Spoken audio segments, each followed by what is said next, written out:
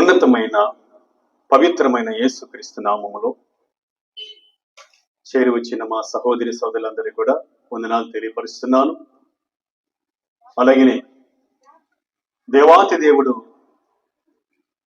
మనకిచ్చిన మంచి దినాన్ని బట్టి సమస్త మహిమ ఆయనకే కలుగును గాక. హల్లెలూయా. అలాగే వేదికని అలంకరించిన దైవజనులందరికీ పేరు పేరు వలసిన వందనాలు తెలియపరుస్తున్నాను. అలాగనే ఈ సభను ఏర్పాటు చేయడానికి, దేవుని వాక్యాన్ని మన ప్రాంతంలో పంచి అనేకులను బలపరచడానికి, దేవుని రాజ్యాన్ని కట్టడానికి, దేవుని రాజ్యానికి అనేకులు సిద్ధపరచడానికి సహకరించిన పెద్దలందరికీ, సహోదరులందరికీ పేరు పేరు వలసిన వందనాలు తెలియపరుస్తున్నాను. దేవుని స్తోత్రం. హల్లెలూయా. వేదికను అలంకరించిన పెద్దలందరికీ కూడా వందనాలు తెలియపరుస్తున్నాను. ఈ సమయంలో దేవుని పరిశుద్ధ వాక్యంలోనికి మనం వెళదాం.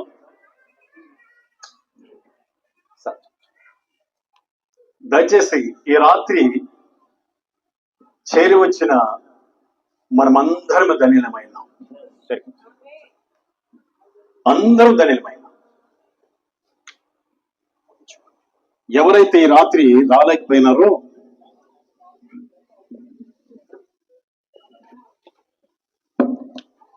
వారందరూ దేవుని వాక్యాన్ని మిస్ అయ్యారు. దేవుడు వారితో మాట్లాడి వారి జీవితాలని బలపరచడానికి ఆయన ఇష్టపడితే మన కబాడిపాలని ప్రేమించి అనేకులు రాలేకపోయినారు. కానీ వచ్చిన మన ధన్యులమైన. హల్లెలూయా. సామెతల గ్రంథం 8వ అధ్యాయం 34 వాక్యం ప్రకారం అనుదినం ఆయన గడప దగ్గర కాచుకొని ఆయన ఉపదేశం వినేవాడు ధన్యులంట. కనుక వచ్చిన మనం ధన్యులమైనాం. దయచేసి మనందరం కూడా చాలా జాగ్రత్తగా ఈ రాత్రి అమూల్యమైన ఆయన మాటలు, జీవపు మాటలు మనం విందాం, మనం దీవించబడదాం. వాక్యములోకి వెళ్ళే ముందుగా ప్రభు రాకడ అతి సమీపములో ఉన్నది.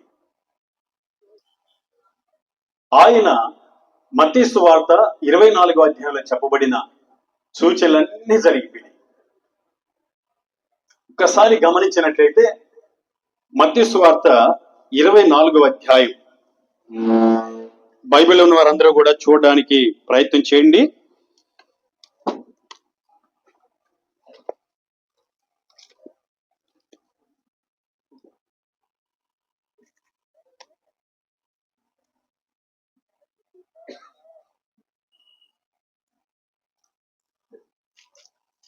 ఓ మాట చదివిన తర్వాత ఈరోజు వర్తమానానికి వెళ్దాం.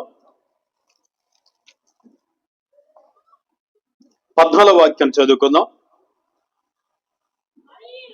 మరియు రాజ్య సువార్త సకల జనములకు సాక్షార్థమై లోకమందంతటను ప్రకటింపబడును, అటు తర్వాత అంతము వచ్చును. Praise the lord. హల్లెలూయా. దేవుని రాజ్య సువార్త అంతటా ప్రకటింపబడును, అప్పుడు అంతము వచ్చును. నేను మిమ్మల్ని అడుగుతున్నాను, దేవుని రాజ్య సువార్త అంతటా అందబడిందా లేదా చెప్పండి. చెప్పాలి. ఇంటర్నెట్ ద్వారా, టీవీల ద్వారా, కరపత్రికల ద్వారా, అనేక రీతిలుగా యూట్యూబ్ల ద్వారా, అన్నిటి ద్వారా సువార్త అందబడిపోయింది. దానికి ముందుగా 24వ అధ్యాయం 5వ వచనాన్ని చూస్తే 14వ వచనం వరకు చెప్పబడిన సూచనలన్నీ జరిగిపోయినాయి. చివరికి సువార్త కూడా జరిగిపోయింది. అంతము రాబోతుంది. దీనికి ముందుగా ఇంకొకటి జరగాలి. అది ఏమిటంటే 15వ వచనం చదివితే, కాబట్టి ప్రవక్త అయిన దానియేలు ద్వారా చెప్పబడిన నాశనకరమైన హేయ వస్తువు పరిశుద్ధ స్థలమందు నిలుచుట మీరు చూడగానే. ఇక జరగాల్సింది ఒక్కటే, ప్రభు రాకడకు యెరూషలేము దేవాలయం కట్టబడాలి. ఆ దేవాలయంలో చెప్పండి, హేయమైనది పెట్టబడాలి. ఇదొక్కటే. అది ఎప్పుడు జరుగుతుందో కొన్ని రోజుల్లోనే జరగచ్చు, మాసాల్లో జరగచ్చు. గనుక ప్రభు రాకడ కోసం సిద్ధంగా ఉండాలి. ఈ రోజు రాత్రి సహోదరి సహోదరుడా, మనమందరమే చేరవచ్చిన నేను మొదట చెప్పాను, మనం ధన్యులమై ఉన్నామని. హల్లెలూయా, ధన్యులమై ఉన్నాం. ఎందుకంటే దేవుని వాక్యం విని తన జీవితాన్ని సరిచేసుకునే ప్రతి ఒక్కరు ధన్యులు.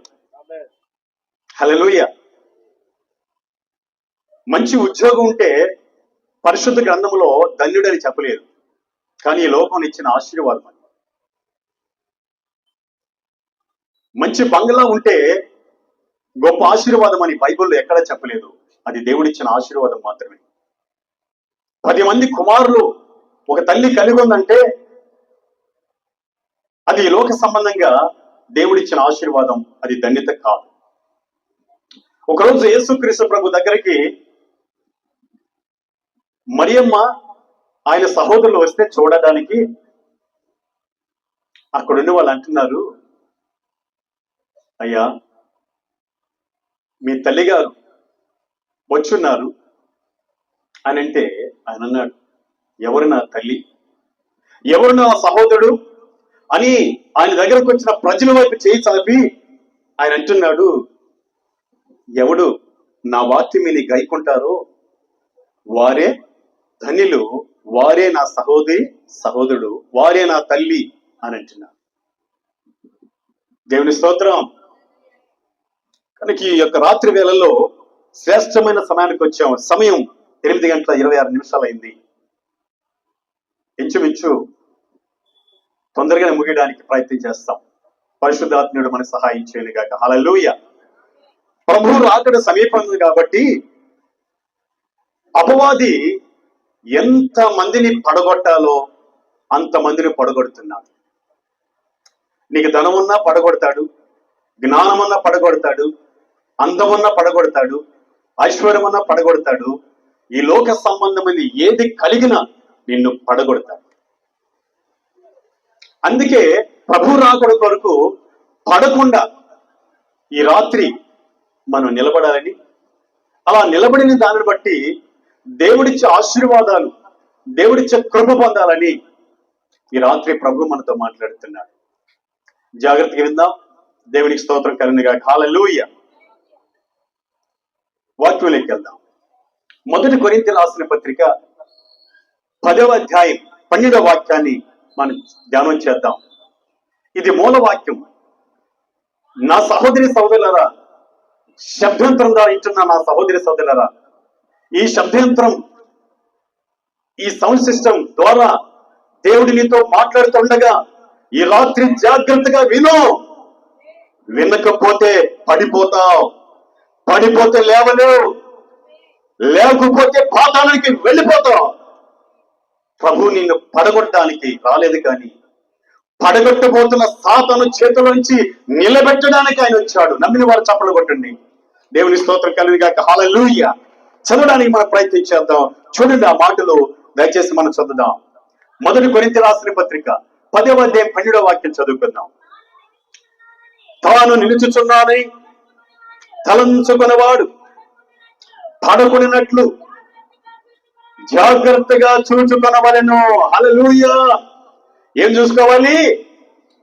తాను నిలుచున్నానని తలంచుకున్నవాడు అనగా నేను బాగానే భక్తిలో ఉన్నాను, విశ్వాసములో ఉన్నాను, పవిత్రతలో ఉన్నాను, నీతిలో ఉన్నాను, యథార్థతలో ఉన్నాను, పర్వాలేదు, దేవుని వెంబడిస్తున్నాను అని చెప్పుకునే వారున్నారా? మీరు నిలబడుకొనుచున్నారనుకుంటున్నారా? మీరు పడిపోతారేమని జాగ్రత్త కలిగి ఉన్నాను అంటున్నాడు ఆయన. ఏమండి, నిలబడిన మనం, ఆత్మ సంబంధంగా నిలబడిన మనం పడిపోకుండా జాగ్రత్తగా చూసుకోవాలంట. ఈ రాత్రి అదే వర్తమానం దేవుడు మనతో మాట్లాడుతున్నాడు. ఇదిగో బుద్ధి కలిగిన కన్యకలు ప్రభు వచ్చే టయానికి ఎలా సిద్ధంగా నిలబడిన్నారో అలా నిలబడుకుని మనం అన్నాం. వాక్యం చెప్తుంది, తిండి వలనేను, అహిక విచారం వలనను ధన మోసం వలనను మీరు మత్తుగా ఉన్నప్పుడు ప్రభు హఠాత్తుగా నీ మీదకి వచ్చును, ఉరి వచ్చినట్లుగా నీ మీదకి వచ్చును అంటున్నాడు ఆయన.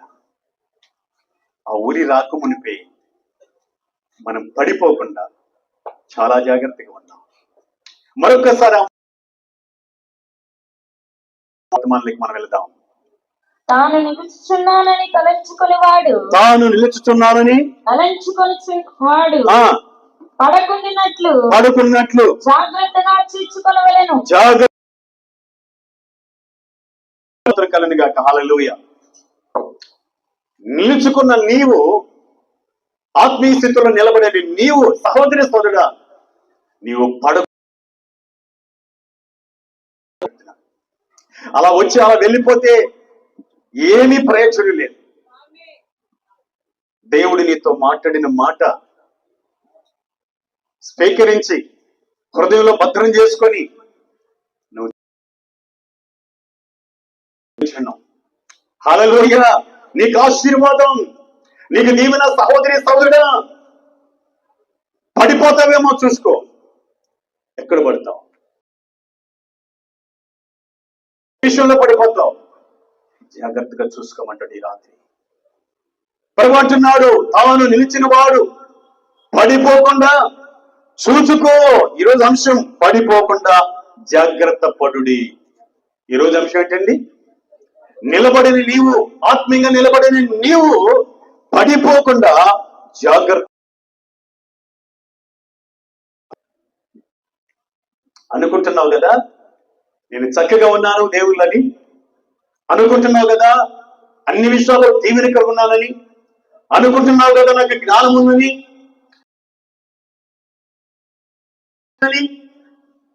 పడిపోతావు.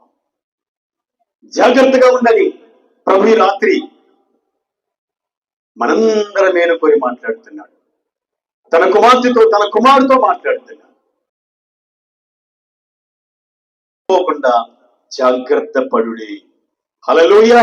ఈ రాత్రి అంటున్నాడు, పడిపోకుండా జాగ్రత్త కలిగి ఉన్న సామాన్యులైన, విశ్వాసులైన, లేదా స్వార్థకులైన, పరిచారకులైన, ఏ వరం నా సహోదరి సహోదరుడా, ఈ రాత్రి వేళ ఏ విషయాల్లో పడిపోతాం? ఉన్నాడు ఆయన. ఏ విషయాల్లో మనం పడిపోతాం? నంబర్ 1, ఏ విషయంలో పడిపోతామో తెలుసా? జాగ్రత్తగా ఉండు అని ఈ రాత్రి ప్రభు మనతో మాట్లాడుతున్నారు. సోదరి సోదరుడు, నీతోనే నేను స్ట్రాంగ్ గా ఉన్నాను, పర్వాలేదు, నేను ఆత్మీయంగా ఉన్నాను అనుకునే సమయంలో నేను పడిపోతావని దేవుడికి తెలిసి ఈ రాత్రి నువ్వు పడిపోకుండా జాగ్రత్త పడాలని ఆయన ఈ రాత్రి ఏ విషయంలో పడిపోతాం అంటే శరీర సంబంధమైన పాపములో పడిపోతాం అని వాక్యం చెప్తుంది. మహా పేరుగాంచిన సొలొమోను గురించి మనం విందాం. చేత పొగిడించబడ్డాడు. నీ తరములలో నీ వంటి వాడు ఒకడు లేడు అని దేవుడి కాడే పొగిడించబడ్డాడు. మొదటి రాజుల గ్రంథం చదువుకుందాం. మొదటి రాజుల గ్రంథం 3వ అధ్యాయం 13వ వాక్యం చదువుకుందాం. బైబిల్ వారు చూడండి. మొదటి రాజుల గ్రంథం. మరియు నీవు ఐశ్వర్యమును ఘనతను ఇమ్మని అడగక కోరినను నేను వాటిని కూడా నీకిచ్చుచున్నాను. అందువలన నీ దినములన్నిటిలో రాజులలో నీ వంటి వాడు ఒక్కడైనను ఉండడు. దేవుడే పొగిడాడు.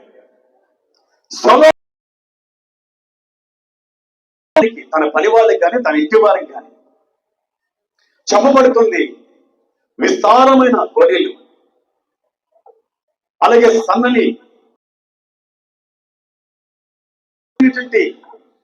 సమృద్ధైన ఆహార పానీయాలు తాగేవాడు, తినేవాడు. సంవత్సరాలకి పన్ను వసూలు చేసేవాడు. ఆయన ఆదాయం 100 టన్నుల బంగారం వచ్చేదండి సంవత్సరానికి. 100 టన్నులు వచ్చేదండి. అందుకే ఆయన తినే పాత్ర బంగారం, ఆయన తాగే గ్లాసు అది మాత్రమే కాదు, ఆయన తినే స్పూన్ కూడా బంగారం. అందుకే యెరూషలేము దేవాలయాన్ని మధ్య భాగంలో రాతి మీద రాయి పెట్టే మధ్యలో బంగారం పెట్టి కట్టాడు. ఆ రోజుల్లో వెండికి విలువైన రీతిలో దేవుడు ఆయన ఆశీర్వదించాడు. ఆయన అనుకున్నాడు, నేను ఎన్నడూ పడిపోను అనుకున్నాను. ఆయన అనుకోవచ్చు, పొగిడించబడ్డాను, దేవుడి చేత ఘనపరచబడ్డాను, దేవుడి చేత హెచ్చించబడ్డాను, ఇక ఎన్నటికి నేను పడిపోయాడు. ఒకరోజు ఏ విషయంలో పడిపోయాడు? శరీర సంబంధమైన పాపంలో పడిపోయాడు. సహోదరి సోదరుడా, నీవు అనుకోవచ్చు, నాకు అన్ని ఉన్నాయి, సమృద్ధి ఉంది, ఆశీర్వాదం ఉంది, ఎత్తైన స్థానం ఉంది, గొప్ప స్థితి ఉంది, నేను ఎన్నటికీ పడిపోను అనుకోవచ్చు. కానీ నీ దగ్గరికి అపవాది వచ్చి నేను పడేసే రోజు రాబోతుంది. అందుకే ఆయన ఈ రాత్రి ప్రభు రాకడకు పడిపోకుండా నీ మేలుకొని మాట్లాడుతుండగా మనందరం చాలా జాగ్రత్తగా ఉన్నాం. దేవుడి స్తోత్రం, హల్లెలూయా. ఎలా పడిపోయాడో చూద్దామా? దేవుడి చేత పొగిడింపబడి విస్తారమైన బంగారం, విస్తారమైన పర్ణశాలలో విస్తారమైన గుర్రాలు కొన్నాడు, రథాలు కొన్నాడు. ఐగుప్తు దేశంలో ఉన్నతమైన పేరు వచ్చింది. శరీర సంబంధమైన పాపంలో పడిపోయాడు. అనుకున్నాడు నేను నిలబడి ఉన్నానని. ఆయన పడిపోయే సంగతి ఆయన 11వ అధ్యాయము మనం చూసినట్లయితే అక్కడ రాయబడి ఉంది. 2వ వాక్యాన్ని చదువుకుందాం. మొదటి రాజుల గ్రంథం 4వ అధ్యాయం 2వ వాక్యాన్ని చదువుకుందాం.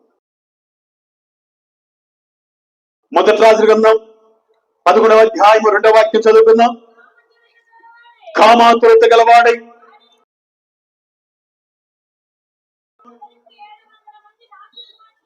అతనికి 700 మంది రాజకుమార్తెలను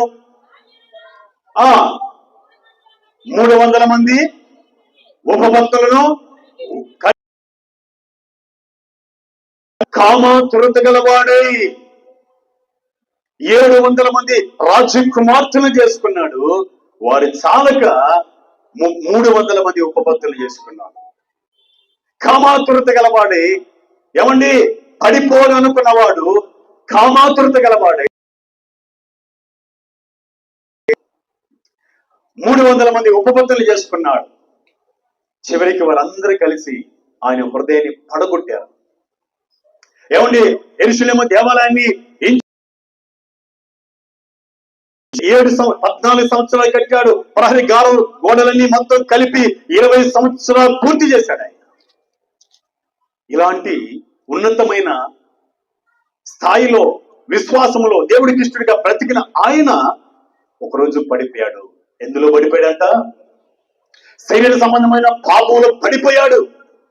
చూద్దాం, ఒకసారి ముందుకు చదువుదాం. అదే వాక్యం చదువుకుందాం. మొదటి రాజుల గ్రంథం చదవండి మాట. కాబట్టి మీరు కొంచెం ముందుకొచ్చి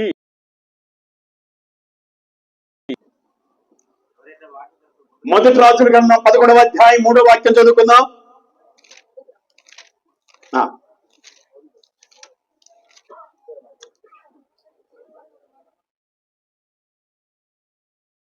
చదువుతా 3వ వచనం, 4వ వచనం కొద్దాం. సొలొమోను వృద్ధుడైనప్పుడు అతని భార్యలు అతని హృదయమును ఇతర దేవతల తట్టు త్రిప్పగా అతని దేవుడైన యెహోవా యెడల యథార్థముగా కాకపోయెను. అతని భార్య చేశారు. ఎలా పడగొట్టారు? ఇతర దేవతల తట్టు తిప్పేశారు ఆయన హృదయాన్ని. సహోదరి సోదరుడా, ఆయన జీవితంలో ఎన్నడూ కూడా పడిపోతానే ఊహించి 700 మంది రాజకుమార్తెలు వివాహం చేసుకుంటాడని ఊహించలా. 300 మంది ఉపపత్తులు చేసుకుంటాడని ఊహించలా. త్రిప్పి విగ్రహారాధన వైపు తిప్పి పడగొడతారని ఎప్పుడు ఊహించాల. అంత మాత్రమే కాకుండా యెరూషలేము దేవాలయానికి ఎదురుగా దేవతలకి దేవాలయాలు కట్టడానికి ప్రారంభించాడు. దేవుడు చూశాడు, 2 సార్లు హెచ్చరిక చేశాడు. సొలొమోన్, నువ్వు నా మాట నీ జీవితాన్ని సరిచేసుకుంటే సరిదిద్దుకోలేకపోయాడు. కారణం ఏంటి తెలుసా? శరీర సంబంధమైన పాపంలో పడిపోయాడు, కింద పడిపోయాడు.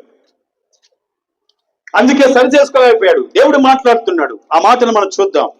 దయచేసి చదవడానికి మనం ప్రయత్నం చేద్దాం. చూడండి ఆ మాటలు. మొదటి రాజుల గ్రంథం మనం చూసాం కదా, 11వ అధ్యాయంలో 6వ వచనాన్ని చదువుదాం. ఈ ప్రకారం సొలొమోను యెహోవా దృష్టికి చెడు నడత నడిచినట్లు యథార్థ హృదయముతో అనుసరింపలేదు. యెహోవాను అనుసరింపలేదు. అందుకే దేవుడు చూసేశాడు, నువ్వు పడిపోయావు నాయనా. ఒకప్పుడు స్ట్రాంగ్ గా ఉన్నావు. నువ్వు ఇతర దేవతను పూజించలేదు, ఇతర రాజుల ప్రాణం అడగలేదు, ఇతర రాజ్యాన్ని అడగలేదు. వివేకం కలిగిన ఆత్మ నీ ప్రజలను పరిపాలించడం నన్ను అడిగావు, నా ప్రజలను పరిపాలించడానికి అడిగావు. అందుకే సుబుద్ధి గలవాడు అనుకున్నా. ఇప్పుడు నువ్వు పడిపోయావు అని అంటూ ఆయన కోపాన్ని సొలొమోను వైపు వ్యక్తపరుస్తున్నాడు దేవుడు. చూద్దాం మాటలు. ఇంక ముందుకు వచ్చేద్దాం. దయచేసి ముందుకు వచ్చి ఆ మాట చదవడానికి ప్రయత్నం చేద్దాం. ఒకసారి చదవడానికి ప్రయత్నం చేద్దాం. 9వ వచనం చదువుకుందాం. ఇశ్రాయేలు దేవుడైన యెహోవా అతనికి 2 మార్లు ప్రత్యక్షమై నీవు ఇతర దేవతలను వెంబడింపవలదని అతనికి ఆజ్ఞాపించును. సొలొమోను హృదయము అనగా దేవుని యొద్ద నుండి తొలగిపోయాడు అంటే పడిపోయాడు. శరీర సంబంధాల పాపంలో పడిపోయాడు. కంటిన్యూ చేద్దాం సిస్టర్. యెహోవా తనకిచ్చిన ఆజ్ఞను అతడు గైకొనకపోగా యెహోవా అతని మీద కోపగించి ఒకనాడు నీ తరములలో నీ వంటి వాడు ఒకడును ఉండడని దేవుడే చెప్పాడు. కానీ ఇప్పుడు అదే దేవుడు సొలొమోను మీద కోప్పడుతున్నాడు. ఎన్నిసార్లు అండి? 2 పర్యాయములు మాట్లాడి కోప్పడుతున్నాడు. కంటిన్యూ చేద్దాం సిస్టర్. సెలవిచ్చినదేమనగా నేను నీతో చేసిన నా నిబంధనను కట్టలను నీవు ఆచరింపకపోవట నేను కనుగొనుచున్నాను గనుక నిశ్చయముగా తీసివేసి నీ దాసునికి ఇచ్చేదను. ఎంత విచారకరం అండి. సాటి మరొక రాజుకి ఇస్తే మంచిది, కానీ ఎవరికి ఇస్తాడంటే దేవుడు సొలొమోను కింద దాసుడుగా పనిచేస్తున్న ఆ దాసుడికి ఇస్తాడంట. అంటే అంత అవమానం. సహోదరి సోదరా, సొలొమోను నిలబడున్నాడు అనుకున్నాడు, బాగా సమృద్ధిగా ఉన్నాను అనుకున్నాడు, ఐగుప్తు యొక్క రథాలతో నింపబడి ఉన్నాను అనుకున్నాడు. 700 మంది రాజకుమార్తెలు భార్యలు కలిగి ఉన్నాను అనుకున్నాడు. పడిపోయిన సంగతి తెలియలేదు. ఈరోజు నీతో మాట్లాడుతున్నాడు. ఆ స్థితిలో, ఆ స్థాయిలో ఉన్నావా? పడిపోతావని జాగ్రత్త కలిగి ఉండని రాత్రి ఆయన చెబుతున్నాడు. ప్రైజ్ లార్డ్, హల్లెలూయా. పడిపోవద్దు. అందుకే మొదటి కొరింథీ రాసిన పత్రిక 10వ అధ్యాయం 12వ వాక్యం మర్చిపోవద్దు. తాను నిలుచున్నానని తలంచుకున్నవాడు తాను పడుకున్నట్లు జాగ్రత్తగా చూచుకొనవలెను. సొలొమోను జాగ్రత్తగా చూసుకోలేకపోయాడు. తాను పడిపోతానని జాగ్రత్తగా చూసుకోలేకపోయాడు. ఎందుకు చూసుకోలేకపోయాడు తెలుసా? జాగ్రత్తగా చూసుకోవడం అంటే నీవు పాపములో, శరీర సంబంధ పాపములో పడిపోకుండా ఉండాలి. నీవు నేనేం చేయాలో ఈ రాత్రి మనం నేర్చుకుందాం. పరిశుద్ధాత్ముడు దేవుడు మనతో మాట్లాడుతుండగా నేర్చుకుందాం. తెలుసా, దేవుడిచ్చిన ధర్మశాస్త్రాన్ని ప్రతిరోజు చదవలేకపోయాడు. అందుకే శరీర సంబంధమైన పాపంలో పడిపోయాడు. దేవాది దేవుడు రాజైన ఇజ్రాయేలుకి రాజు అయినప్పుడు అట్టి రాజు ధర్మశాస్త్రమును ప్రతిరోజు చదవాలి అని చెప్పాడు. ఆ ధర్మశాస్త్రం ఏం రాశాడంటే అధికమైన ధనం కలిగి ఉండకూడదు, అధికమైన భార్యలు కలిగి ఉండకూడదు, ప్రతి నిత్యము నా ధర్మశాస్త్రాన్ని రాజయ్యే వ్యక్తి చదవాలి అని చెప్పాడు దేవుడు. కానీ సొలొమోను చదవాల. అందుకే తాను నిల్చున్నాను అనుకున్నాడు. ధర్మశాస్త్రాన్ని చదవలేడు కాబట్టి పడిపోయాడు. దేవుడిచ్చిన ఆశీర్వాదాన్ని పోగొట్టుకున్నాడు. సొలొమోను పరలోక రాజ్యానికి అర్హుడు అయ్యాడో లేదు కానీ బైబిల్లో ఎక్కడ రాయలేదు. చూద్దాం ఎందుకు పడిపోయాడంటే వాక్యాన్ని చదవలేదు. 7వ అధ్యాయం మనం చదివినట్లయితే అద్భుతమైన మాట అక్కడ ఉంటుంది. మనం చదవడానికి ప్రయత్నం చేద్దాం. ద్వితీయోపదేశకాండము 17వ అధ్యాయము. దయచేసి బైబిల్ ఉన్న వారందరూ కూడా జాగ్రత్తగా చూడాలని ప్రభుపేట మీకు మనం ఒక్కసారి 17వ అధ్యాయం 14వ వాక్యం నుంచి మనం 22వ వాక్యం వరకు చదివినట్లయితే చాలా విషయాలు ఉంటాయి. కానీ అంత టైం మనకు లేదు కాబట్టి మనం ముందుకు వచ్చేద్దాం. దయచేసి 17వ అధ్యాయం 17వ వచనం చదువుదాం.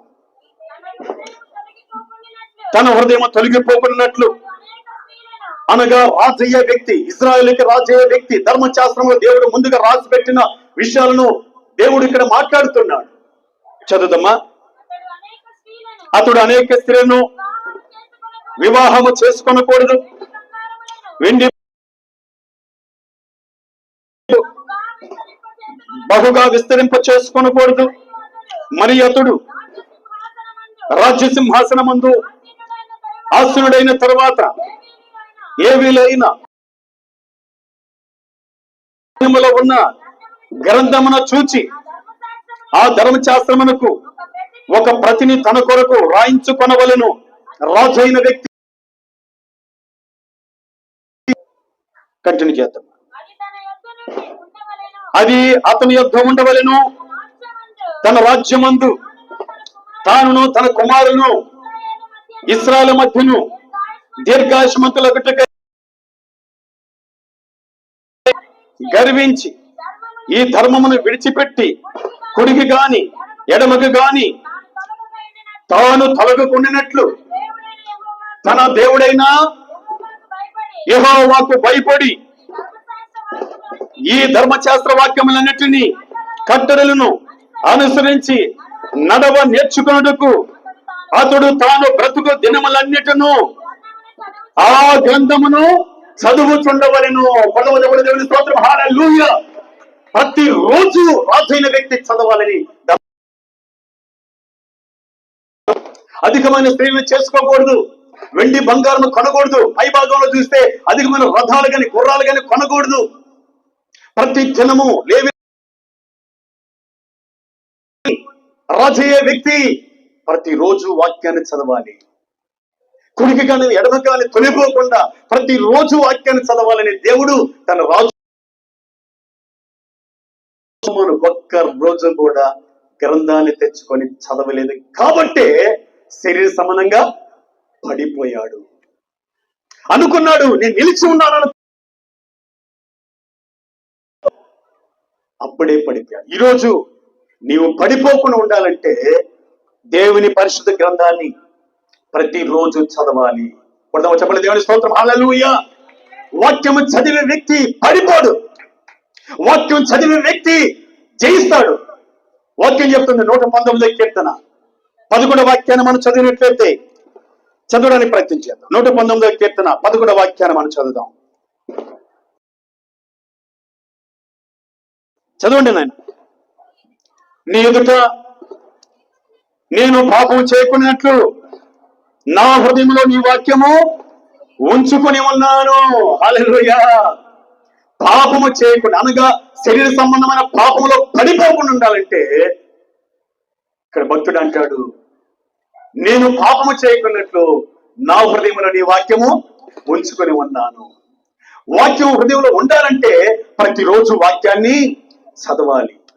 అందుకే కీర్తన గ్రంథం 1వ అధ్యాయం 1వ వాక్యం నుంచి 3వ వాక్యం వరకు మనకు తెలుసు బాగా. దీవారాత్రములు ధర్మశాస్త్రాన్ని ఆనందించుతూ ధ్యానించేవాడు ధన్యుడు. అట్టివాడు ఎలా ఉంటాడు? ఆకువాడక తన కాలముందు ఫలమిచ్చి చుట్టు వలె ఉండును, అతడు చేయనిదంతయు సఫలమగును. దేవుని స్తోత్రం, హల్లెలూయా. చాలా మంది బైబిల్ చదవరు, దేవుని గ్రంథం చదవరు. ప్రతిరోజు గ్రంథాలు చదివి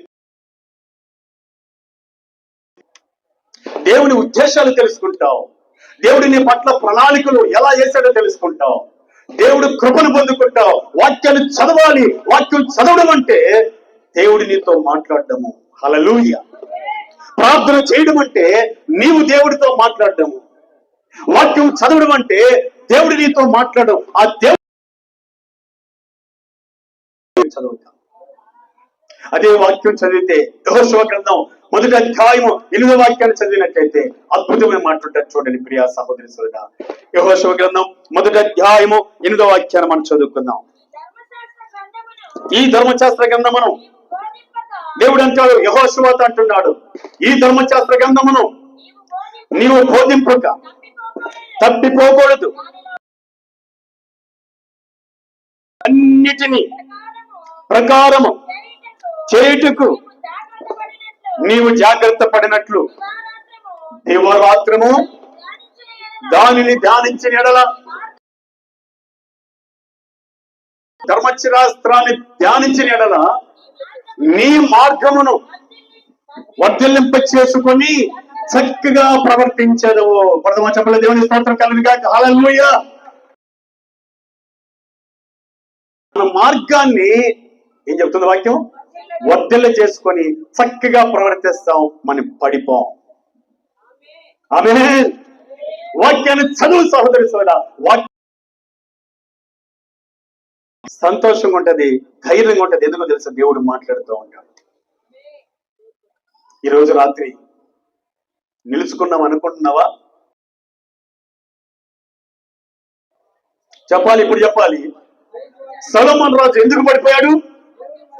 దేవుని ధర్మశాస్త్రాన్ని ప్రతి నిత్యము చదవకే అనేక విషయాల్లో పడిపోయి చివరికి దేవుడిచ్చి ఆశీర్వాదాన్ని కోల్పోయి ఆయన పరలోకాన్ని చేరు. దయచేసి నీవు నేను మనం పడిపోకుండా ఉండాలంటే ప్రతిరోజు వాక్యం చదవాలి. వాక్యము మన గుండె నిన్న ఉండాలంట. చెప్పుడు మాటలు, ఆ మాటలు, ఈ మాటలు కాదు మన గుండెల్లో ఉండేది. ఏ మాటలు ఉండాలో తెలుసా? కొలసీలకు రాసిన పత్రిక 3వ అధ్యాయం 16వ వాక్యం మనం చదివినట్లయితే వాక్యము మన గుండె నిన్న ఉండాలంట. కొలసీలకు రాసిన పత్రిక 3వ అధ్యాయం 16వ వాక్యం చదువుకుందాం. సంగీతములతోను కీర్తనలతోను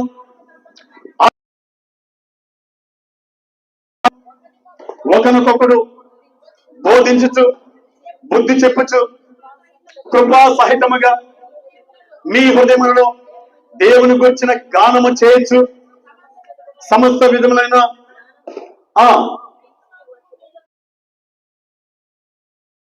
సమృద్ధిగా నివసింపనీయుడి. హల్లెలూయా. ఏముండాలి మన గుండెల్లో?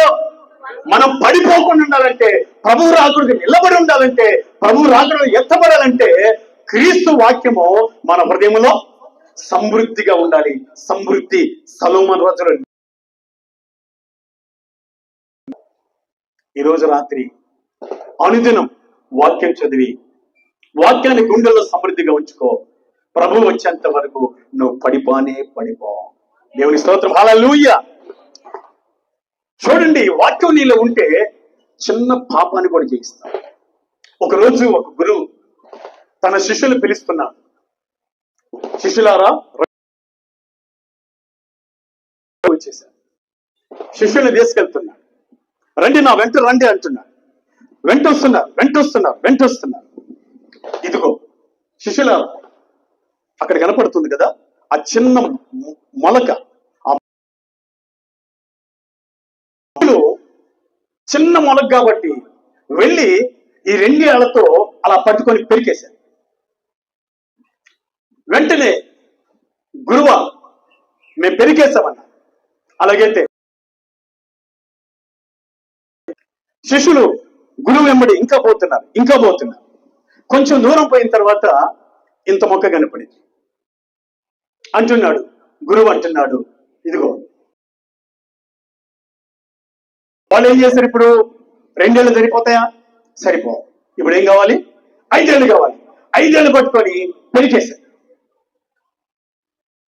గురువు, రండి శిష్యులారా, ఇంకా ప్రయాణం ఉంది రండి అన్నారు. ఇక ముందుకు పోతున్నా. అక్కడికి వెళ్ళిన తర్వాత నా ఎంత పెరిగిందంటే శిష్యులు అంటున్నారు, పెరుగుతాం అయ్యగారు అని చెప్పి ఒకటి పెరగలేక అందరూ కలుసుకొని 2 చేతులు పెట్టి పెరికి పెరికి పెరికి లాగి లాగి లాగి ఆ తర్వాత పెరికేశారు. అయిపోయింది. రండి శిష్యులారా, ఇంకా ప్రయాణం ఉంది, మనం వెళ్దాం అన్నారు. వెళ్తా ఉన్నారు. నాకంటే ఎంతెత్తు పెద్ద శిష్యులు ఆ చెట్టు దగ్గరికి వెళ్ళి పెరగడానికి ప్రయత్నం చేస్తే పెరగలరా? ఒక చిన్న పాపము నా సహోదరి మన హృదయంలోకి వచ్చినప్పుడు అది చిన్నదిగా ఉంటుంది. ఆ రోజే వాక్యము చేత ఏం చేయాలి?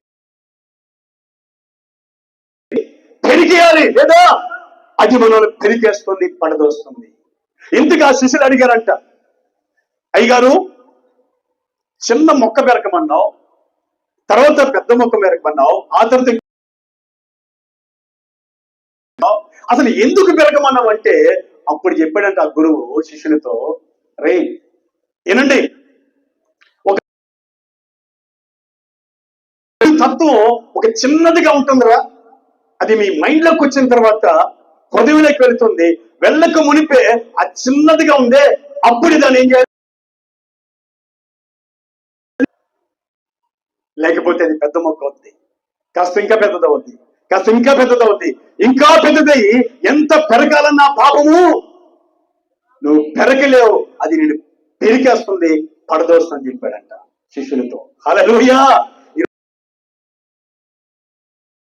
మనలో పడిపోకుండా అంటే మన హృదయంలో ఉండాలి, వాక్యము సమృద్ధిగా మన హృదయంలో ఉండాలి. ఇట్టి కృప పరిశుద్ధాత్మ దేవుడు ప్రభు రాకడి వరకు మనకు.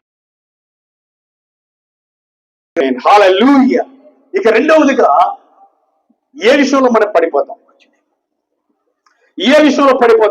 మనం చూద్దాం. దానికి ముందుగా సొలొమోను దేవుని వాక్యం లేదు,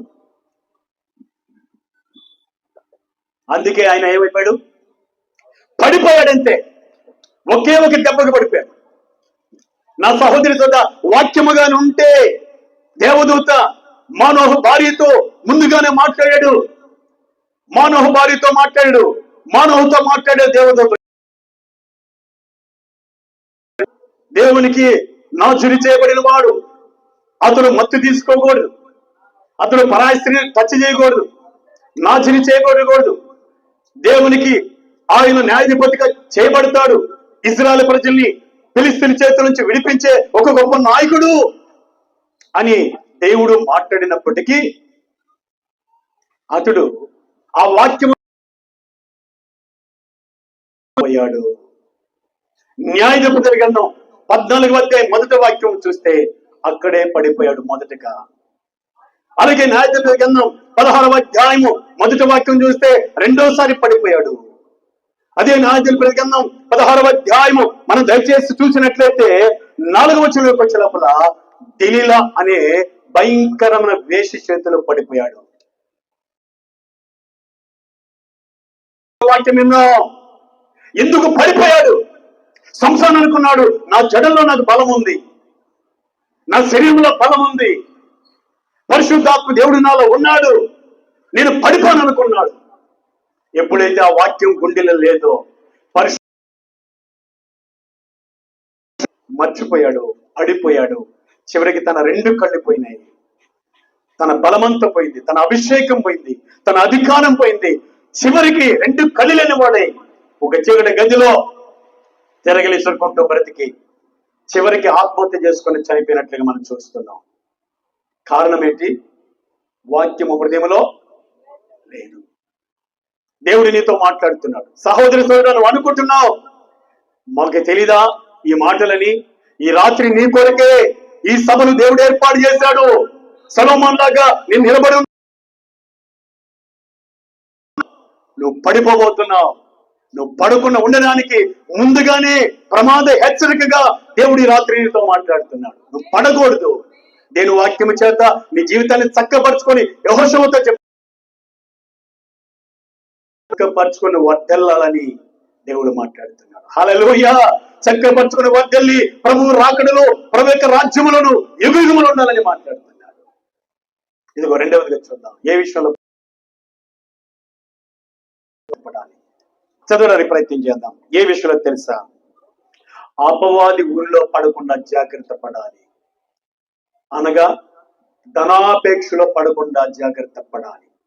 దేవుడి స్తోత్రం కలుగునుగాక. హల్లెలూయా, హల్లెలూయా. మొదటి తిమోతి రాసిన వాక్యాన్ని మనం చదువుకున్నాం. ఏ విషయంలో మనం పడిపోతామో. మరియు అతడు నిందల పాలై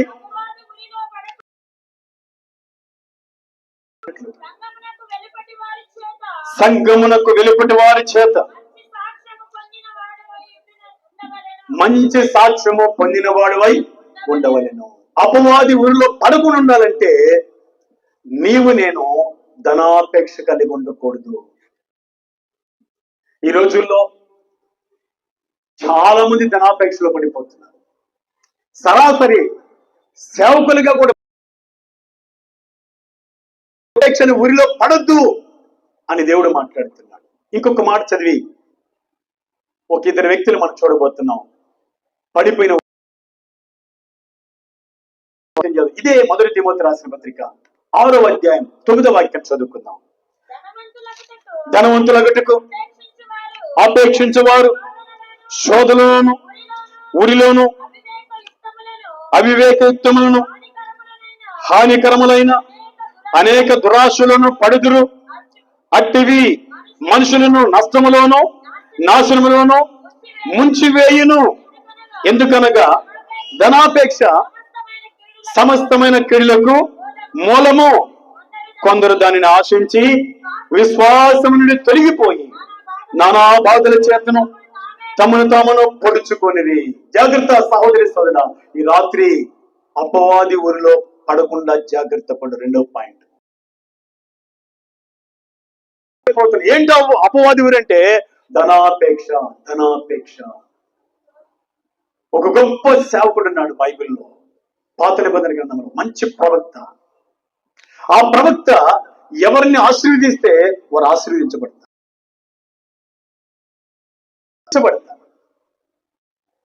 ఒకరోజు బాలాక రాజు ప్రజలు చూసి, ఓ ఐగుప్తు దేశం నుంచి ఒక జనాంగం వచ్చింది, అది భూతలం అంతా విస్తరించి గరికని ఎద్దు మేసినట్లుగా మేసేసే దినాలు వచ్చేసినాయి అని చెప్పుకుంటూ బాలాక రాజు ఈ ఇజ్రాయెల్ ప్రజల్ని శపించి ఓడించాలనుకొని బిలాం అనే ప్రవక్త దగ్గరికి తన యొక్క సేవకులు పంపించాడు. సేవకులు వెళ్ళి బాలాక రాజు చెప్పిన విషయం చెప్తున్నారంటే, అయ్యా నీకు ఎంత ధనం కావాలన్నా ఇస్తాం. మా నాయకుడు చెప్తున్నాడు, బిలాం రాజు చెప్తున్నాడు, బాలాక రాజు చెప్తున్నాడు, నీవు ఒక్కసారి వచ్చి ఐగుప్తు దేశం నుంచి వచ్చిన చాలు, మేము జయించగలం అని బాలాక రాజు తన సేవకులు పంపించిన విషయం బిలాముతో చెప్తున్నారు. బిలాము ప్రవక్త చెప్తున్నారు. వెంటనే ఆగండి, ఈ రాత్రి ఇక్కడే ఉండండి. అవునా, ఎంత ధనం ఇస్తారు? ఎంత ఇచ్చి పంపించాడు? ఎంత ఇస్తున్నాడు? ఈ రాత్రి ఉండండి, దేవుడి కూడా నేను ప్రార్థన చేస్తానంటున్నాను. ఏమండి, నేను అంటున్నాను, బిలాము ఎవరికి సేవకుడు, ఎవరికి ప్రవక్త? సేవకుడు. అలాంటి సేవకుడు బాలాకు రాజు పంపిన ధనాన్ని చూసి ఊరిలో పడిపోతున్నాడు. తాను ధనాపేక్షను ఊరిలో సాతాను ఊరిలో పడిపోతున్నాడు. అందుకే అంటున్నాడు. వెంటనే ఏమన్నారో తెలుసా? బాలాకు పంపిన నాయకులు, దేవుడు ఏర్పాటు చేసుకున్న స్వకీయ సంపాద్యం, వారిని నేను ఎంత మాత్రం శపించను, ఇక్కడి నుంచి గెట్ అవుట్ అని చెప్పాల్సింది పోయి, ఈ రాత్రి ఇక్కడ బస చేయండి, నేను దేవుడికి ప్రార్థన చేస్తాను అని చెప్పిన దాన్ని బట్టి నేను మీ ముందుకు వస్తానన్నాడు. చదవడానికి ప్రయత్నం చేద్దాం. సంఖ్యాకాండం 22వ అధ్యాయం చదవడానికి ప్రయత్నం చేద్దాం. సంఖ్యాకాండం 22వ అధ్యాయము 12వ వాక్యం చదువుకుందాం. అందుకు దేవుడు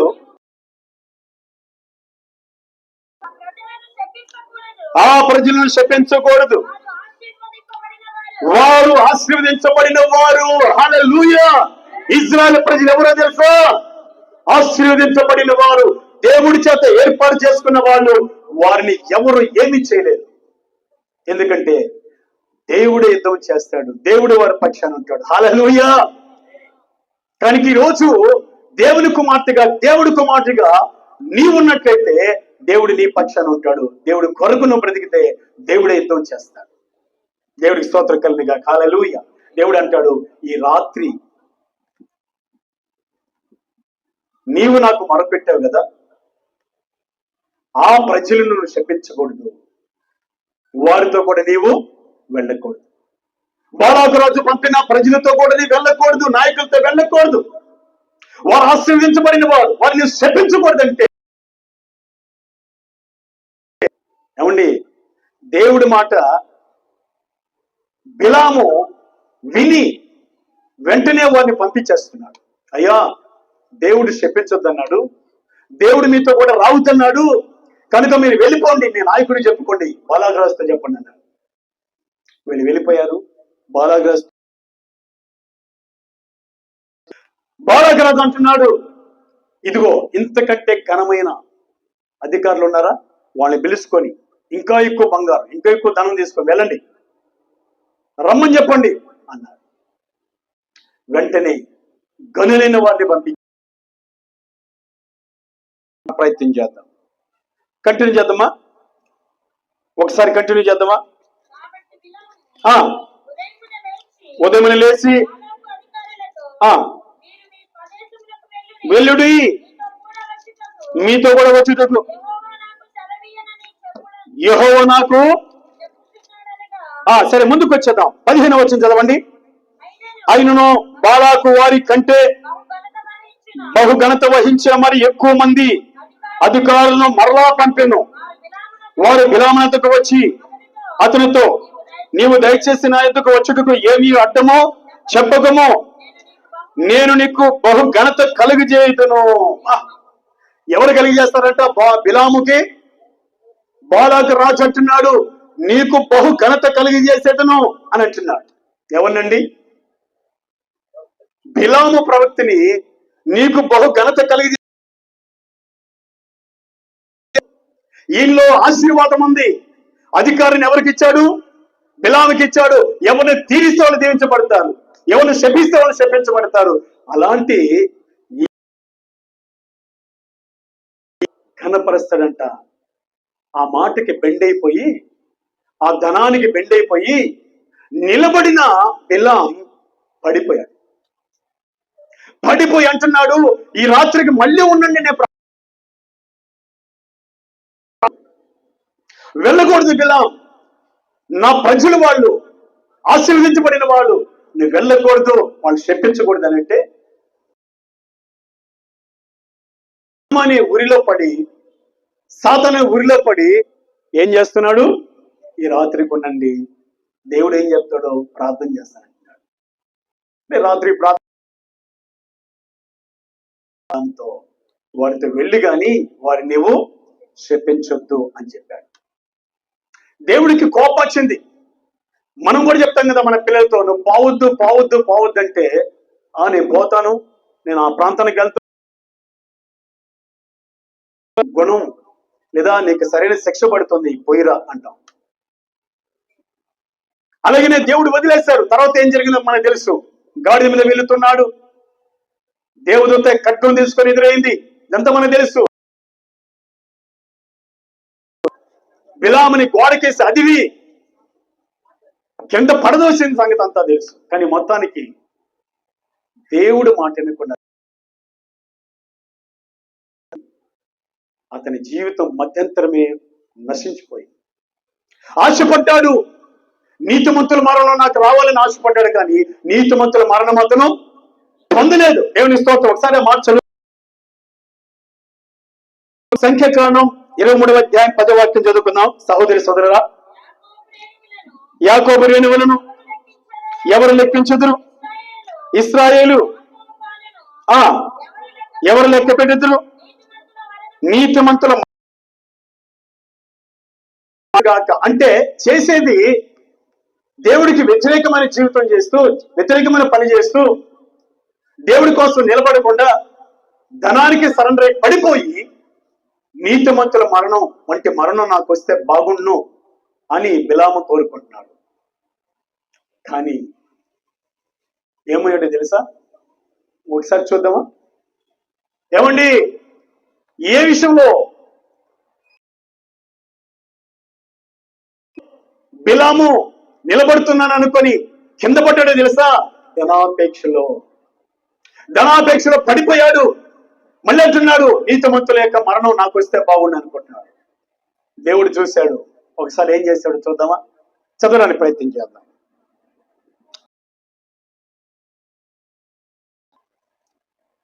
సంఖ్యాకాండం 31వ అధ్యాయము 8వ వాక్యం చదువుకుందాం. సంఖ్యాకాండం 31వ అధ్యాయము 8వ వాక్యం చదువుదాం. చదవడమా?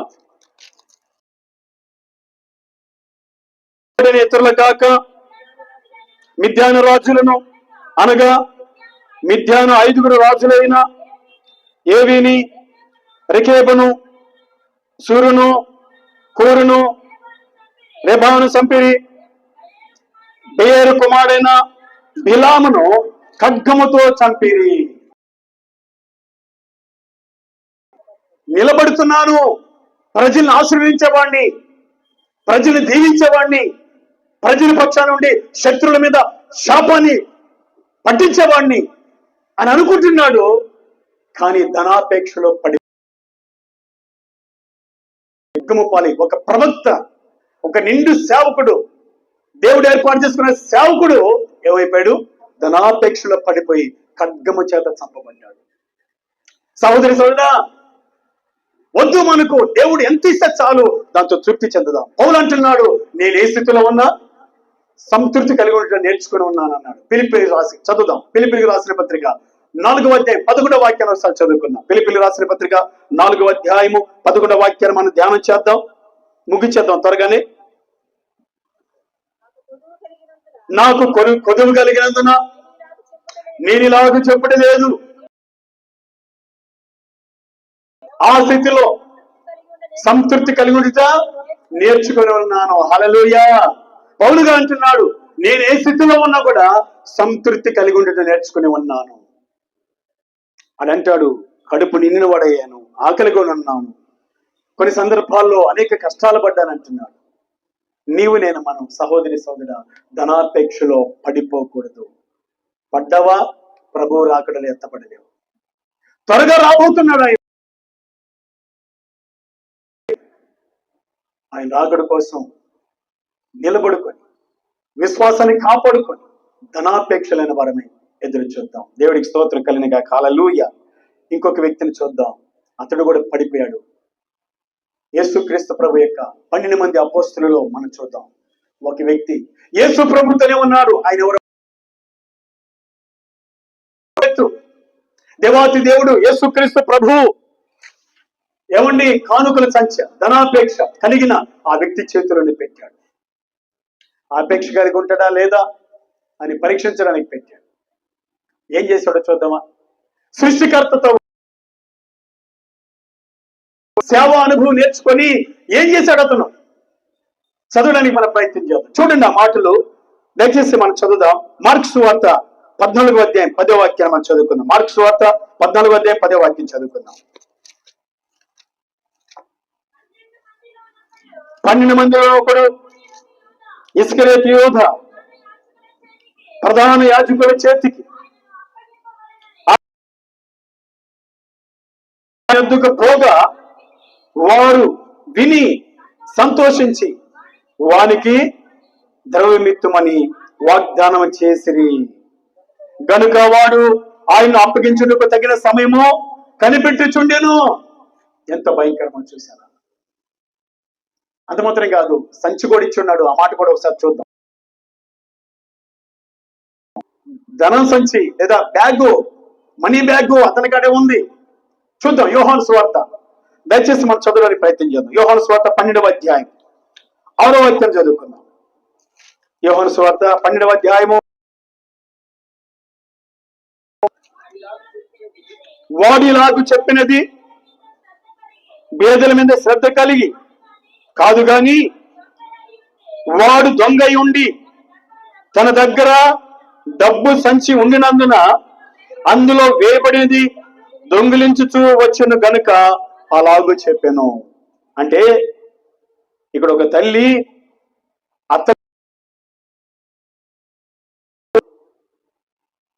ఆత్రం వల్ల ఆ ఇల్లంతా సువాసన అయిపోయింది.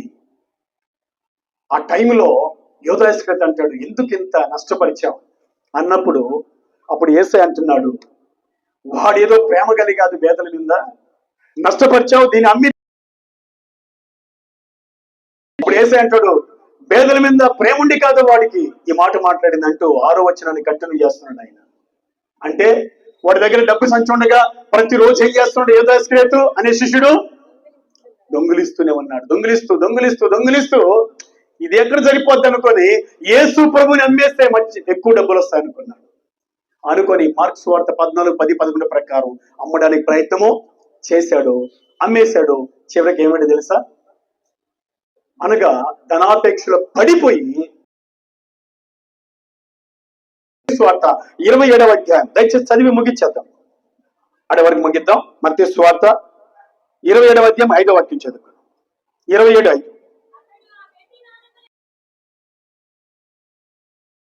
దేవాలయంలో పారవేసి పోయి ఉరిబెట్టుకొని ఏం చేసుకున్నాడండి? ధనాపేక్ష అనే విషయంలో పడిపోయినాడు. బిలాము పడిపోయాడు, గుర్రముల ఖడ్గము చేత చంపబడ్డాడు. యూదా ఇస్కరియోతు యేసు ప్రభుతోనే ఉండి 3వ సంవత్సరం నేర్చుకుని సేవానుభవం పడిపోయాడు. ఈరోజు నిలబడుకున్నావా, పడిపోయినావా ధనాపేక్ష విషయంలో? సహోదరి సోదర, దేవుడు మనతో మాట్లాడుతుండగా మనం చాలా జాగ్రత్త పడదాం. వాక్యం చెబుతుంది 1 కొరింథీ 10, 11, 12 ప్రకారం తాను నిలుచున్నానని తలంచుకున్నవాడు తాను పడిపోకున్నట్లు జాగ్రత్తగా చూచుకునేవాడు. ఏ విషయంలో శరీర సంబంధాల పాపంలో పడిపోకుండా జాగ్రత్తగా చూసుకోవాలి. జాగ్రత్తగా చూసుకోవాలంటే ప్రతిరోజు వాక్యాన్ని చదవాలి.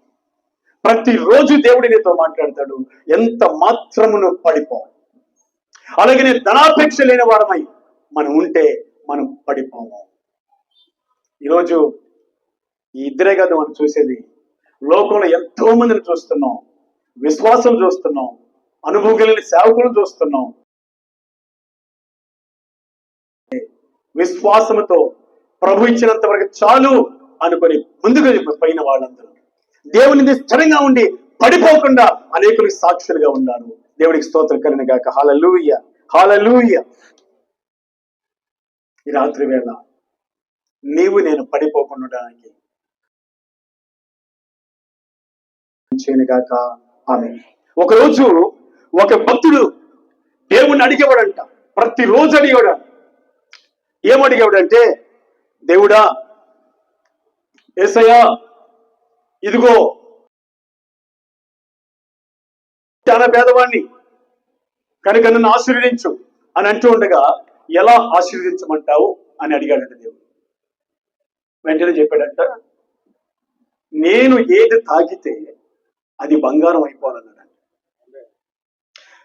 దేవుడు అన్నాడంట, ఓకే నువ్వు తాకిందల్లా బంగారం అయిపోద్దని చెప్పాడు. అంతే, సమయం వేస్ట్ చేయకుండా పరిగెత్తకుండా ఇంటికి వెళ్ళిపోయి బీరువా తాగేశాడు, బంగారం అయిపోయింది. టీవీ తాగేశాడు, బంగారం అయిపోయింది. ఇంట్లో ఉన్న వస్తువులన్నీ తాకేశాడు, పరిగెత్తి తాకేశాడు. ఆయన బిడ్డ తాకాడు, బంగారం అయిపోయింది. అన్ని తాగేశాడు, అలిసిపోయాడు. బాగా అంతా బంగారం అయిపోయింది, చాలా సంతోషం, దేవుని స్తోత్రం అనుకుంటున్నాను. ఇప్పుడు నాకు ఆకలి అవుతుందమ్మా, కొంచెం అన్నం పెట్టమ్మా. నేను తాకి అంతా ఏం చేశాను, బంగారం చేసిన ప్రస్తుతం నేను అలసిపోతున్నా, నాకు కొంచెం భోజనం పెట్టమంటే భోజనం ప్లేట్లు తెచ్చి ముందు పెట్టిందంట. భర్త గారి ముందు, ఈ అయ్యగారి ముందు ఆకలితో తినడానికి అన్నంలో చేయబెట్టాడు. అన్నంలో చేయబడిన వెంటనే తాకింది ఏమైపోయింది, బంగారం అయిపోయింది. ఇప్పుడు ఎడు చేయాలి, ఎడు తింటాడు, తింటాడా, తినలేడు. తాగితేమో బంగారం అయిపోయింది, నాకలేమి తీరలేదు, అంతా బంగారమే, ఇల్లంతా బంగారమే, అన్ని బంగారమే, వస్తువులన్నీ బంగారమే, దయచేసి నువ్వు పెట్టమ్మన్నాడు. ఆమె ఏం చేసింది, ప్లేట్లో భోజనం వేసుకొని కలిపి పెడతా ఉందంట, తింటున్నాడంట. అట్ట పెట్టేదా, ఇట్లా పెట్టన్నాను, అట్ట చేయి పట్టుకున్నాను. ఇప్పుడు ఏమైపోయింది, బంగారం అయిపోయింది. బంగారం అయిపోయింది. ఇప్పుడు ఏం చేయాలి, భార్య బంగారం అయిపోయింది, తినబోతే అన్నం బంగారం అయిపోయింది, బంగారమే బంగారం.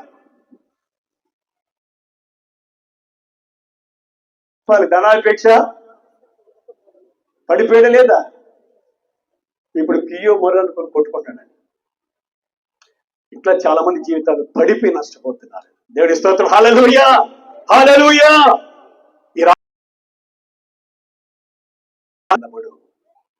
దేవుడు తగిన సమయం నేను హెచ్చిస్తాడు.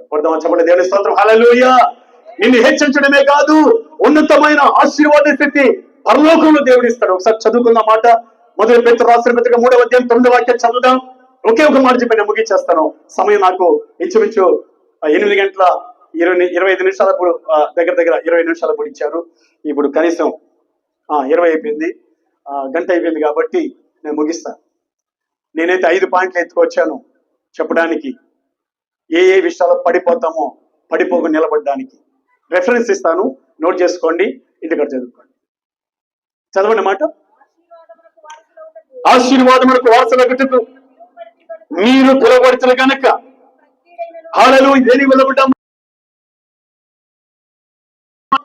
దేవుని స్తోత్రం, హల్లెలూయా. 2 కొరింథీ 9:8 అంటున్నాడు, ఆయన ధనవంతుడైంది తన దారిద్ర్యం వలన మన ధనవంతులు చేయడానికి ఆయన మన కోసం దరిద్రుడయ్యాడు. ఇంకెందుకు మనం ధనాపేక్ష కలిగి ఉండాలి? ధనాపేక్షలు ఎందుకు పడిపోవాలి? పడిపోయి ఎందుకు నరకానికి వెళ్ళాలి? ప్రభు కోసం, ప్రభు చిత్త ప్రకారం నిలబడితే ఆయన మన ఆశీర్వాదానికి వారసులుగా చేస్తాడు. పరలోక ఆశీర్వాదం ఇస్తాడు, భూ సంబంధమైన ఆశీర్వాదము ఆయన ఇస్తాడు. అది దేవుడు సహాయం చేయనుగా. హల్లెలూయా. చివరిగా 3ది చెప్పి ముగిస్తాను, చిన్న మాట.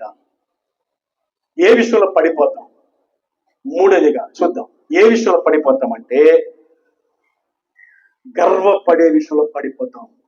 గర్వపడకుండా జాగ్రత్త పడాలి. సంబంధం విషయంలో పడకుండా జాగ్రత్త పడాలి. నెంబర్ 2, ధనాపేక్షలో పడకుండా జాగ్రత్త పడాలి. నెంబర్ 3, గర్వపు విషయంలో పడిపోకుండా జాగ్రత్త పడాలి. జస్ట్ 5 minutes లో ముగిచేస్తాను. ఒకరోజే సభ కాబట్టి మళ్ళీ రేపడో చెప్పడానికి లేదు కాబట్టి ఈ మాటనేసి ముగిచ్చేద్దాం. చదవడానికి ప్రయత్నం చేద్దాం. ఒకసారి చదవడానికి ప్రయత్నం చేద్దాం. సామెతల గ్రంథం 16వ అధ్యాయం 18వ వాక్యం చదివి ముగిచ్చేద్దాం. సామెతల గ్రంథం 16వ అధ్యాయం 18వ వాక్యం చదవండి. నాశనమునకు ముందు గర్వము నడుచును, పడిపోటుకు నాశనానికి ముందు గర్వం నడుచును, పడిపోటుకు ముందు అహంకారమైన మనసు నడుచును. మనసు ఉండకూడదు, గర్వపు మనసు ఉండకూడదు, దీన మనసు ఉండాలి. హల్లెలూయా హల్లెలూయా హల్లెలూయా. నేను నా స్థాయి గొప్పది, నా స్థితి గొప్పది, నా స్థానం గొప్పది, నా ఉద్యోగం గొప్పది, నా జ్ఞానమో పడిపోతావు, నష్టపోతావు. వాక్యం చెప్తుంది. దాని కిందనే ఆ సామెతల గ్రంథంలోనే మరొక మాట చూసినట్లయితే సామెతల గ్రంథం 18వ అధ్యాయం 12వ వాక్యం చదువుకుందాం. సామెతల గ్రంథం 18:12 ఒకసారి చదవండి. ఆపద రాకమునుపు నరుని హృదయము అతిశయపడును, ఘనతకు ముందు. ఇక ఘనత రావాలంటే ఏముండాలి? వినయం ఉండాలి. మన ప్రభువు యేసుక్రీస్తు సాత్వికుడు, దీన మనసు గలవాడు, దయాలత్వం కలిగినవాడు. గొర్రెకి పొట్టేలికి ఎంత తేడా ఉంటుందండి? గొర్రె దీనంగా నడుస్తుంది, పొట్టేలి గర్వంగా నడుస్తుంది. మేకపోతు గర్వంగా నడుస్తుంది, మేక డౌన్, తన యొక్క హెడ్ ని డౌన్ చేసుకుని నడుస్తుంది. దేవుని పిల్లనిగా ఏ స్థాయిలో ఉన్నా మనం గర్వపడకూడదు. ఒకసారి మనం చూసిన గ్రంథంలో చూసినట్లయితే మొర్దెకై ప్రధానమంత్రి అయ్యాడు. హల్లెలూయా. ప్రధానమంత్రి అయిన తర్వాత ఆయన ఎన్నడూ గర్వించాల. ఒకసారి చూద్దామా? ఎస్తేరు గ్రంథం 10వ అధ్యాయం 3వ వాక్యం మనం చదివినట్లయితే ఆయన గర్వించలేదు ఏ స్థాయికి వచ్చినా కూడా. చదువుదాం త్వరగా అమ్మా. రాజైన అహష్వేరోషునకు తన వారందరితో ఎలా మాట్లాడాడు? ప్రధానమంత్రిగా ఉండి తన వారందరితో సమాధానముగా మాట్లాడి విచారించేవాడును, అందరికీ గొప్పవాడినై దేశస్తులలో చాలా మందికి ఇష్టడుగా ఉండెను. పదవ చెప్పండి దేవుని స్తోత్రం. హల్లెలూయా. కానీ ఆయన పడిపోవాలా? ఆయన జీవితం ఉన్నంత వరకు దేవుని కృపను చూశాడు. హల్లెలూయా, హల్లెలూయా. బైబిల్ గ్రంథంలో సన్హెరీబు అని ఒక రాజు ఉన్నాడు. యూదా జనాంగానికి ఇసుగా ఈ దేవుడు, మీ యెహోవా దేవుడు నా చేతిలో తప్పిస్తాడా అనంటూ చాలా గర్వించాడు, అతిశయించాడు, బూతులు మాట్లాడాడు, పోకిరి మాటలు మాట్లాడాడు. దేవుడు చూశాడు. నాశనానికి ముందు గర్వం నడుచును, పడిపోటకు ముందు అహంకారమైన మనసు నడుచును. సన్హెరీబు రాజు గర్వించాడు, దేవుడు చూశాడు. ఏం చేశాడు తెలుసా? కింద పడదోశాడు. అంత మాత్రమే కాదు, సన్హెరీబు రాజు అశ్షూరు దేశానికి సంబంధించిన సన్హెరీబు రాజుని తన ఇద్దరు కుమారులు వచ్చి పొడిచి చంపేశాడు. అలా చేశాడు దేవుడు. ఒకసారి చూద్దాం ఆయన గర్వాన్ని చూసి దేవుడు ఆయన ఎలా నశించిపోయాడో. చదివి మనం ముగియడానికి మనం ప్రయత్నించేద్దాం. ఈ మాట చదివిన తర్వాత మనం ముగించేద్దాం. యెషయా గ్రంథం 36వ అధ్యాయం 16వ వాక్యాన్ని మీరు కంటిన్యూ చేసుకోండి. ఆయన గర్వించిన మాటలు అక్కడ దేశానికి సంబంధించిన సన్హెరీబు రాజు గర్వించాడు. ఇకపోతే ముగిస్తున్నాను. అయితే దేవుడు చూశాడు. ఏం చేశాడు తెలుసా? పడిపోయాడు. గర్వంలో పడిపోయాడు కనుక నాశనం అయిపోయాడు. అధ్యాయం దయచేసి 37వ అధ్యాయం 37వ వాక్యం చదివి ముగిద్దాం. చూద్దాం. యెషయా గ్రంథం 37వ అధ్యాయం 37వ వాక్యం చదువుతాం. అశ్షూరు రాజైన తిరిగిపోయి నీనెవె పట్టణమునకు వచ్చి నివసించిన తర్వాత అతడు మందిరమందు మురుకుచుండగా అతని కుమారులైన అగ్నిశలేఖను శరజులను ఖడ్గముతో అతను చంపి అరారాతు దేశములోనికి తప్పించుకొని నాశనానికి ముందు గర్వం నడుస్తుంది. అహంకార మనసు పడిపోవడానికి కారణమవుతుంది. ఒకే ఒక మాట చెప్పి ముగిస్తున్నాను. సమయం ముగిస్తున్నాను. ఒక వ్యక్తి తత్వజ్ఞానం, గణిత జ్ఞానం, శాస్త్రం, తత్వశాస్త్రం అన్ని తెలిసిన వ్యక్తి ఒకనొక రోజు ఒకనొక నది దగ్గరకు వచ్చాడు. అన్ని తత్వజ్ఞానం, శాస్త్రాలు తెలిసిన వ్యక్తి నది దగ్గరకు వచ్చాడు. నదిలో ఆయన ప్రయాణం చేయాలి.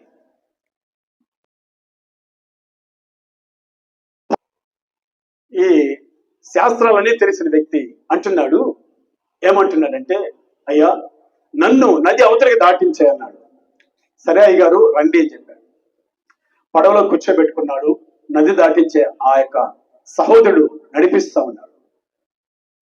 అన్ని శాస్త్రాలు తెలిసిన వ్యక్తి అంటున్నాడు, ఏమయ్యా నీకు గణిత శాస్త్రం తెలుసా అన్నాడు.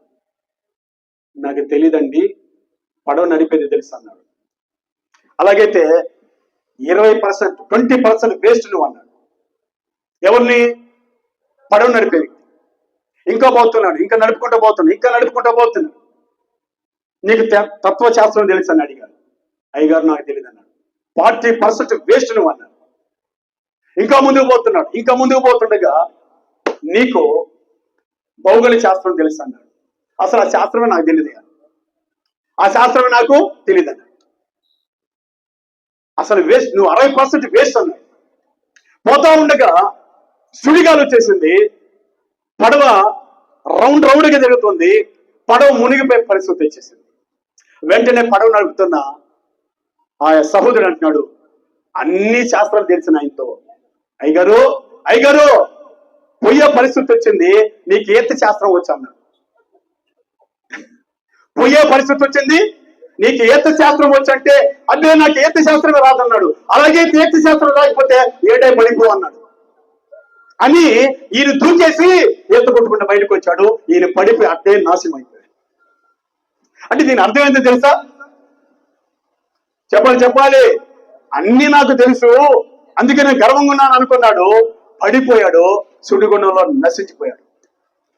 ఈ రాత్రి సహోదరి సోదరా, నువ్వు పడిపోకుండా నిలబడాలంటే ప్రభు రాకడకు శరీర సంబంధన పాపంలో పడకుండా జాగ్రత్త పడు. దేవుని స్తోత్రం, హల్లెలూయా. రెండవదిగా ప్రభు రాకడకు నిలబడాలనుకుంటే త్వరగా రాబోతున్నాడు ఆయన, ధనాపేక్షలో పడిపోకుండా జాగ్రత్త పడు. మూడవదిగా ప్రభు రాకడకు సిద్ధపడి నిలబడి ఉండాలంటే గర్వ విషయంలో పడిపోకుండా జాగ్రత్త పడు. దేవుడిని ఈ లోకంలో ఆశీర్వదిస్తాడు, ప్రభు రాజ్యంలో గొప్ప స్థానం ఇస్తాడు, ఈ లోకంలో నిన్ను అనేకులకు ఆశీర్వదకరంగా మారుస్తాడు. ఇట్టి కృప పరిశుద్ధాత్మీయుడు మనకు సహాయము చేయండి. ప్రార్థన చేసుకుందాం. దేవుడి మాటలు మనందరి జీవితాల్లో దీవించి వర్తిలింప చేయను గాక. అని తలలు వంచుదాం, అందరం కూడా ఏకీభవిద్దాం. కృపగల తండ్రి, నీ ప్రియ బిడ్డలను, మా సహోదరి సదులను ప్రేమించాం, ఈ బాల్యాన్ని ప్రేమించాం, ప్రతి కుటుంబాన్ని ప్రేమించావు. అందుకే నా బిడ్డలు నా రాకడికి పడిపోకుండా నిలబడుతున్నాము అనే తలంపు మాత్రమే కలిగి ఉండకుండా పడిపోకుండా జాగ్రత్తగా ఉండాలని, శరీర సంబంధ పాపంలో పడిపోకుండా, ధనాపేక్ష అనే పాపంలో పడిపోకుండా నీ కొరకునైనా నిలబడాలని నీ బిడ్డలు ప్రేమించి మాట్లాడావు. సహోదరి సోదరుడా, ఈ రాత్రి నుంచి శరీర సంబంధ పాపములో ఒకవేళ నువ్వు ఉండి పడిపోయావేమో, లేయి పైకి వాక్యము చదువు, ప్రభువు చూసి ప్రార్థన చెయ్యి. ప్రభువు నిన్ను నిలబెట్టబోతున్నాడు, ఆ రాజ్యాన్ని నీకు ఇవ్వబోతున్నాడు, ఆయన కృపాశీర్వాదం నీ మీద ఉంచబోతున్నాడు. ధనాపేక్షలో పడిపోన్నావా? పైకి లే. దేవుడిని ఆశీర్వించబోతున్నాడు, మరలోకి రాజ్యంపోతున్నాడు. గర్భవిషయంలో పడిపోయావా? నువ్వు ఈరోజు వాక్యమైన నీవు పైకి లే. దేవుడిని ఆశీర్వించి ప్రభు రాకడకు నిలబెట్టబోతున్నాడు. ఇటు కృపని కలగాలి. ప్రభు మాట్లాడుతుండగా ప్రార్థన చేసుకుందాం. ప్రార్థించాలి. దేవుడు మనందరినీ బలపరిచి దీవించినట్లుగా ప్రార్థన చేసుకుందాం.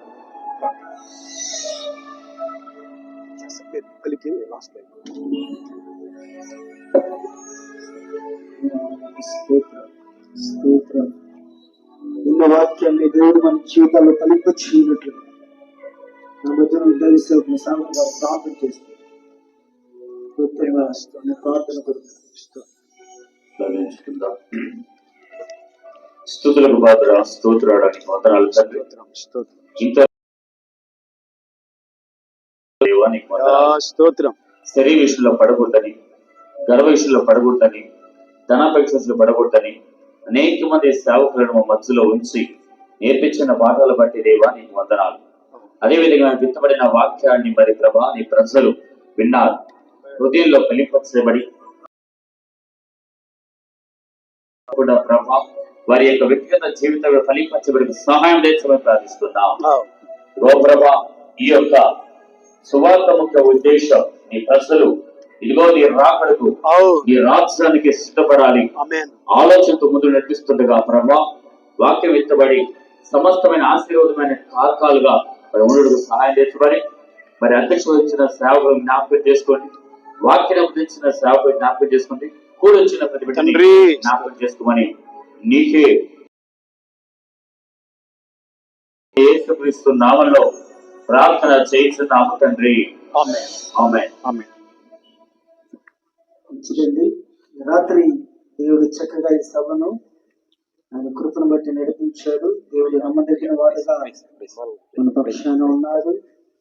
నిజంగా అలా అన్ని అరేంజ్ చేసినప్పుడు అంతా పూర్తి అయిపోయింది. ఇంకా ఫ్లెక్సీ ఒకటి రావాలా, స్టార్ట్ అయింది వా అలా. తర్వాత పాటలు పాడుతుండగా మరలా స్టార్ట్ అవుతుంది. దేవా స్తోత్రం. నువ్వా నీ బిడ్డలను తలదించేవాడు వాడు, తల ఎత్తువాడు సిగ్గునందు అన్నావు అని ప్రార్థన చేయగా దేవుడు నిశ్చయంగా వాతావరణం ఇంతవరకు కృపలో కాచి చక్కగా ఆ దేవాది దేవునికి నా కృతజ్ఞతలు చెల్లిస్తున్నాను. మరి సభ కొరకు అనేక మంది సహకారం సహాయము వారు అందించిన వారందరూ కూడా ప్రభుత్వ పెట్ట ప్రత్యేకమైన వందనాలు చెల్లిస్తున్నాం. ఈ ప్రాంతంలో నిర్మించాలనుకున్నప్పుడు చుట్టుపక్కల ఉన్న వారిని పెద్దలను దారా జయరాజు గారిని, మరి మన జాయన గారిని, భాస్కర్ గారిని, మరి సూర్యన్న గారిని వీళ్ళందరూ అడిగినప్పుడు సంతోషంగా వారు అంగీకరించి పెట్టుకోమన్నారు. వారందరూ కూడా ప్రభుత్వ యొక్క వందనాలు చెల్లిస్తున్నాం. ప్రభు కృపను బట్టి ప్రతి నెల మొదటి మంగళవారం దానమ్మ గారింటి యొద్ద మొదటి మంగళవారం జరుగుతుంది. రెండవ మంగళవారము వచ్చే నెల రెండవ మంగళవారము పెద్ద రోజు దగ్గర ఆయన సభ జరుగుతుంది.